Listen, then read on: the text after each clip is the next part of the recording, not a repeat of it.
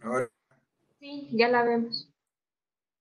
bueno, entonces a mí me tocó el capítulo 4 que es nano delivery, o sea, nano entrega de los nanofármacos. Entonces da más o menos una revisión. Entonces, el prefijo nano viene del griego nano también, que significa enano. Entonces hace referencia al factor de 10 a la -9, o sea, un nanómetro. Entonces, da la definición ahí que la nanomedicina se refiere a la intervención, ahí me comí una N, a la intervención médica altamente específica a escala molecular. Esa es la característica, que es a escala molecular para curar enfermedades o reparar tejidos.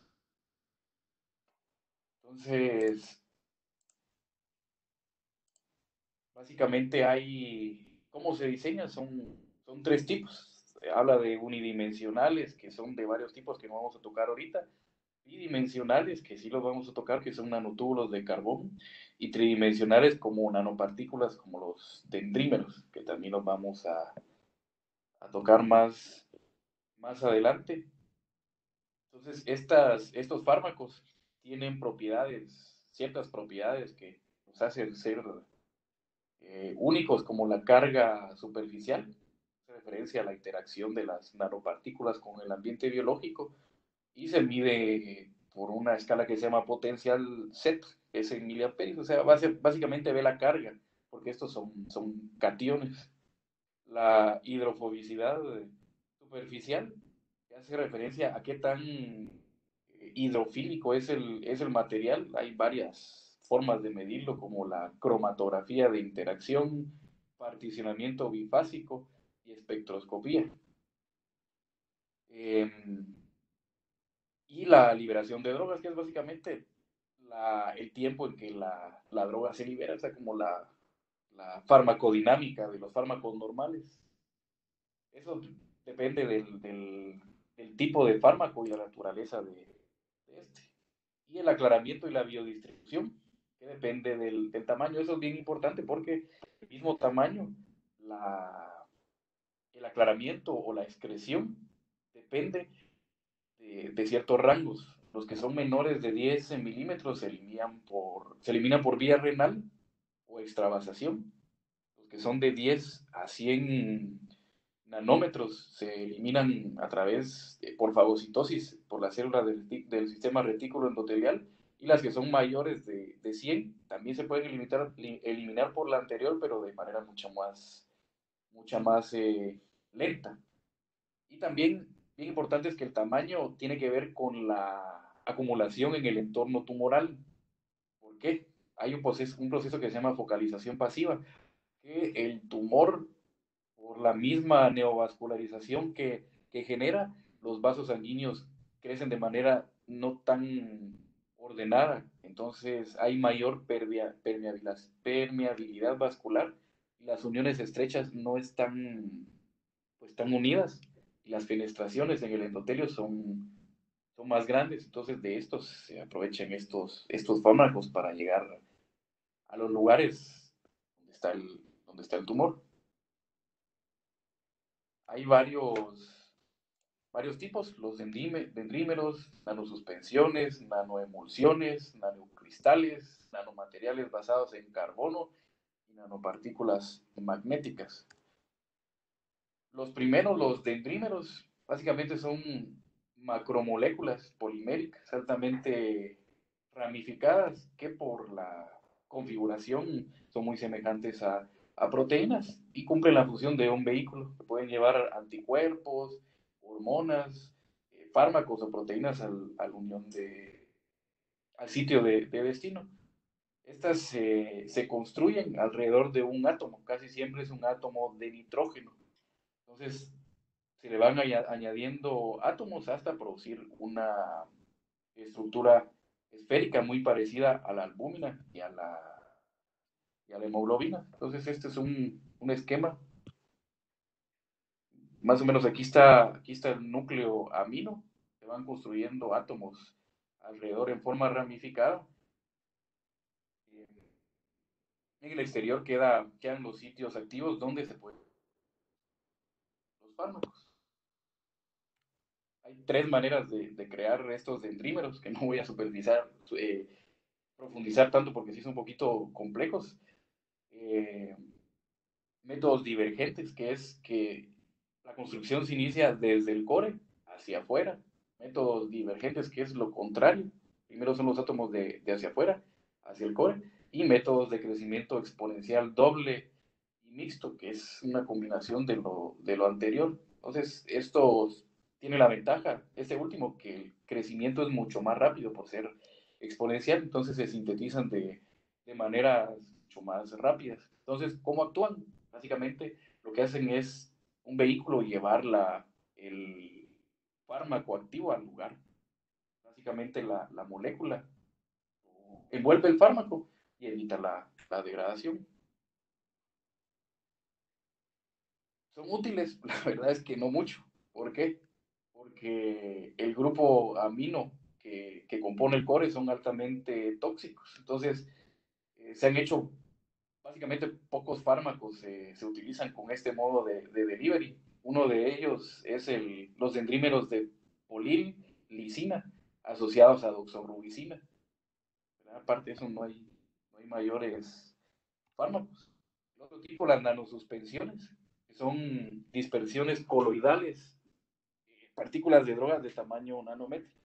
Son tensioactivas y se realizan mediante dos procesos, uno que se llama fresado y otro que se llama homogenización a alta presión. O sea, fresado hace referencia a una fresadora, como una trituradora, pero a nivel molecular.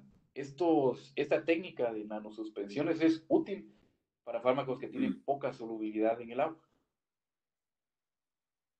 Dan varios ejemplos.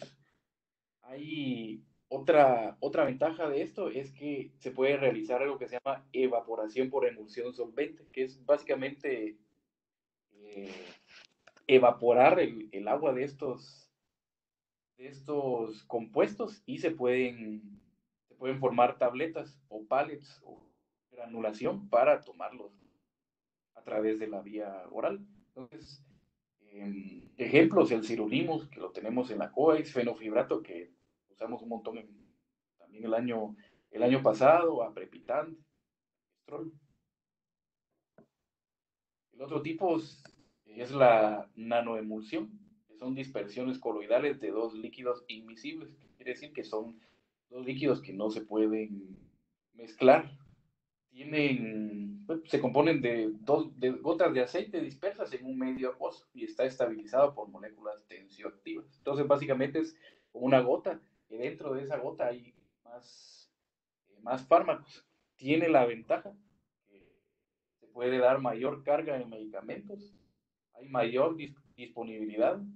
El importante es que tiene un perfil reproducible, o sea que se puede eh, imitar en muchos pacientes y se puede utilizar para una administración sostenida. Estos son los ejemplos de los ingredientes de la nanoemulsión. Hay diferentes tipos de aceites, aceite de castor, de maíz, de coco, de linaza, aceite mineral y otros tipos, hasta antioxidantes como el ácido ascórbico. Y ejemplos como tales, la dexametasona es uno, el propofol, el estradiol, la ciclosporina. Estos son los que había mencionado, perdón. Los nanocristales son agregados de átomos que se combinan en un grupo de menos de 1 micrómetro de tamaño. Entonces, a medida que el tamaño de estos nanocristales se puede variar el tamaño, va desde 1 micrómetro hasta 400, de un micrómetro hasta 400 micrómetros. Entonces, mientras más pequeño es el nanocristal, tiene una mayor superficie efectiva, entonces aumenta la solubilidad y la biodisponibilidad. Hay dos técnicas para hacerlas. Una es la nanoprecipitación, que es de arriba hacia abajo, digamos, top down, es del lado izquierdo que lo podemos ver. y otras técnicas como el fresado de perlas, la homogenización a alta presión, que es el bottom up, o sea, de hacia arriba, hacia abajo. Y los ejemplos de estos medicamentos están de este lado: el fenofibrato, aprepitan, también megestrol, naproxeno, teofilina, fenofibrato. Los nanomateriales basados en carbono, que hay de dos tipos, nanotúbulos y nanocuernos. Los nanocuernos casi no tienen ninguna utilidad porque son más tóxicos. Los que más utilidad tienen son los nanotúbulos, y básicamente, al igual que todos, funcionan como un vehículo. Entonces tienen distintas capas de grafito, que lo que hacen es envolver el fármaco activo, y se pueden liberar, la liberación se puede controlar por electricidad, químicamente, como el pH, que se puede liberar en un ambiente ácido.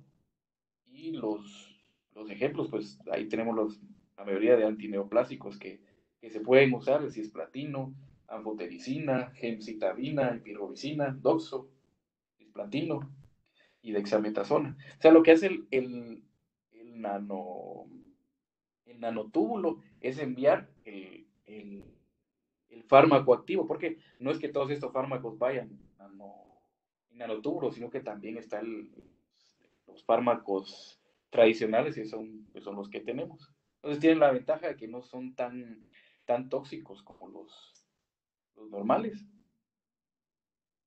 Entonces, ¿qué ventajas tienen todos estos medios de delivery?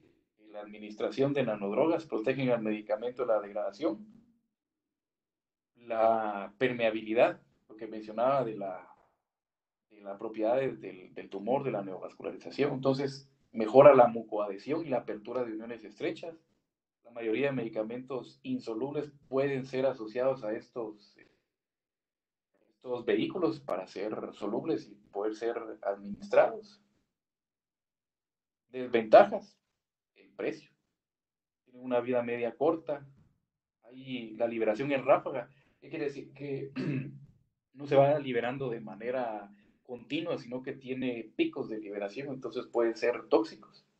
Y que no se dispone de directrices reglamentarias. Entonces, mis preguntas para la doctora serían: medidas alternas, alto costo, cómo es el tipo de almacenamiento y las interacciones en los pacientes con múltiples comorbilidades. Y también, que no lo puse ahí, pero si hay estudios que comparen estas vías de administración con las habituales, porque en las guías creo que los medicamentos no son estos así como los que son basados en carbono, que son los convencionales únicamente.